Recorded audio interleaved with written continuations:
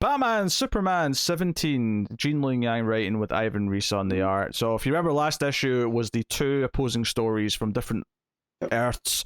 One where Superman where there was no Batman, and one where there was a Batman with no Superman, and all the ripples that happened because of that. But they were told in film strips, and at the end, Lois from the one universe, the Superman universe, fell into the Batman universe.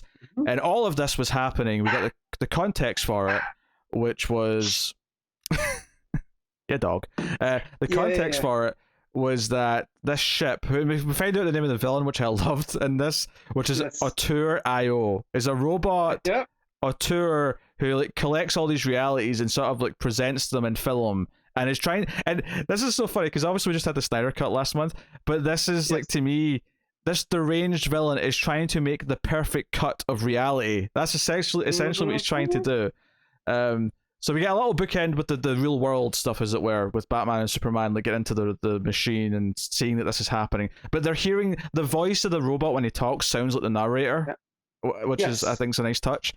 But most of the story, of course, again, is the fact that these two worlds have now converged, and Superman follows Lois through, and then ultimately we have this kind of like uneasy kind of trust where Batman doesn't trust this Superman doesn't trust Batman. And then very quickly, when they sort of show this villain version of Lois, they're like, hey, Lois is like, that's me. I want an interview. Let's go find her. Yeah. Let's go find out what's going on. And the Lex in this world, who's the warden of Arkham, is getting kryptonite from someone on the other Earth. Maybe the other Lex or something. Or the other Martha Wayne. So we're going to get a Martha scene. Oh, yeah, of course. Because remember, Bruce was like the dumb playboy. That's right. Following his mommy around. And so, maybe. And so we got a clarification on the twins, which I liked this. That we got confused when they went to Arkham and there was two groups and they said, oh, we're doing better than our twins over there. Mm-hmm. Come to find out that one was the control group and one was the experiment group, which is very much a Lex Luthor. Yeah, I'll be honest. I didn't know I wanted Hulk-sized Penguin, but it kind of worked for me. It does. Oh, man, you get so good at playing with these concepts, like, because we loved his work over in New Superman with him like tweaking things, like their version of Batman just worked because just the way that he did them, and how Keenan was so much different than Clark, but you know.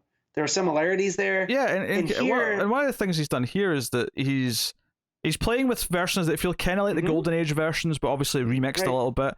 And I love that when Lois is in the Batplane and Superman's flying towards, he has Dick say, is that a bird? Is that a plane? And then Lois smirks and says, nope. Then you turn the page and she's like, that's Superman. And it's in like the old timey font.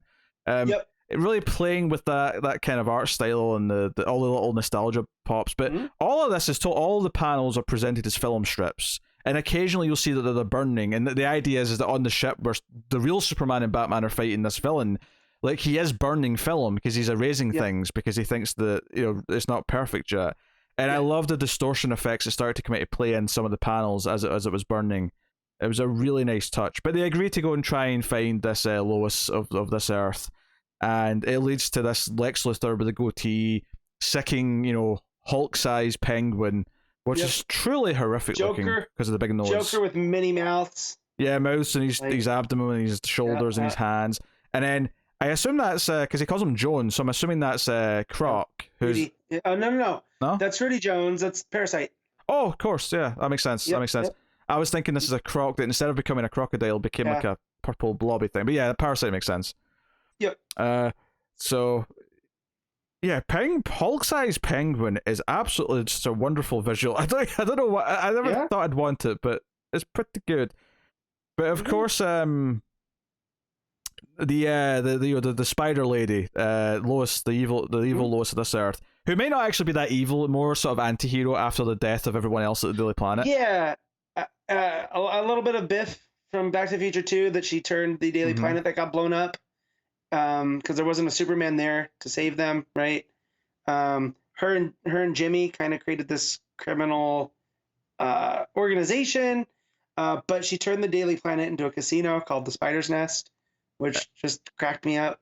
And there's this little moment where when she sort of clocks Superman, that's one of the moments where the film starts to burn around the panel. It's a really nice little touch. And she says, she calls him Superman. She's like heard the name and says, "I had a dream about you." Like, after everything. And it kind of shows that some of the reality is supposed. It's like it was split apart. Like they were supposed to all exist together, but they don't because of everything that's happened. Because in this version, Superman never came because we had the baby in the spaceship that Bruce and Dick talk about seeing, and so how that changes it. But again, there's still a Lois Lane, so where does she play into it if she remembers Superman? So yeah, it's just these differing versions of reality bleeding into each other, which is so fun. Yeah, this is like ultimate meta storytelling. Because presumably, they're going to merge at the end, if they even exist at all, once all this, everything's done with the main world. But a Tor.io, that just correct. I'm not gonna lie, Pete, it made me think of you, a filmmaking robot. It gave me a chuckle. It turns out Superman can actually make a portal because he's basically burning a hole in the film. He burns a hole so they can jump through it. But the Lex with the goatee has a kryptonite wristband. Yep. And the end of the issue, whilst everything's going down, is that they're jumping through reality. So Batman and Robin seem to be coming through to the Superman reality. But as this is happening, Auteur.io actually basically plucks the kryptonite wristband out into the real world, and it's like the size of his finger, so it's like a ring finger now. Or a finger ring, I should say, not a ring finger. Yeah, and he puts it on, so obviously all of a sudden he's got kryptonite, and Superman's getting weak. And it's like, I can take anything from any of my realities. I can just basically take anything out of any of them and use it as a tool. So that's the cliffhanger at the end. Yep. So, still fun. It's still a lot of fun. Yes. It's very pulpy. It's I said last issue that I didn't really need the real world element. It could have just been two alternate realities that were bleeding, but I did like how they sort of incorporated it this issue where this leader of this ship, this Auteur, like that stuff was actually kind of fun and wink as well on its own, on top of everything else. But yeah, so he's basically Zack Snyder trying to bastardize the DCU. That's why I'm taking this as. Sure. Again, we're gonna get a Martha moment. We have to. Like Yang's, just that type, I feel. I mean, this is the guy that did Superman Smashes the Klan. Well, so he's not afraid of broaching, here's the thing, different subjects. The Martha moment potentially in this will actually make more sense because Superman didn't exist on Batman's world for Batman to, investigate him. When he actually finds out that his adopted mother's named Martha, it will actually be a surprise. They won't know who each other's mothers are called. Right. So it will actually make a little bit more sense that they both share a little moment of, oh, hey, our mums have got the same names. It may actually be quite a sweet little moment. More than likely. I bet now that they're going to Superman's world, I bet he meets Martha Kent. That'll be what happens. He's going to meet Martha, and he's going to have like a little moment when he meets her. That's my prediction. I don't know. But yeah, the art's fun again. I mean, honestly, it's Reese, so obviously it's going to be strong. But he's really... the classic works very, very well. Like his Lois feels like the Lois from back in the 30s and 40s. Yeah, I was going to say the hairstyle, particularly on Lois, they're really intentionally going for that era, which is nice. But it still feels like modern comic book art, though, which is the touch that it needs. So same with his Batman and Robin. They both feel like 50s era, just where they're very, very bright in a dark setting. And everything works. Yeah, Batman immediately assumes Superman has a jetpack or something. He's like, oh, no jetpack. How's he doing this? He's really annoying him. He's like, how's this happening? What's going on? So now more fun stuff, really pulpy. What are you giving Batman, Superman 17? I'm going to give this one an 8.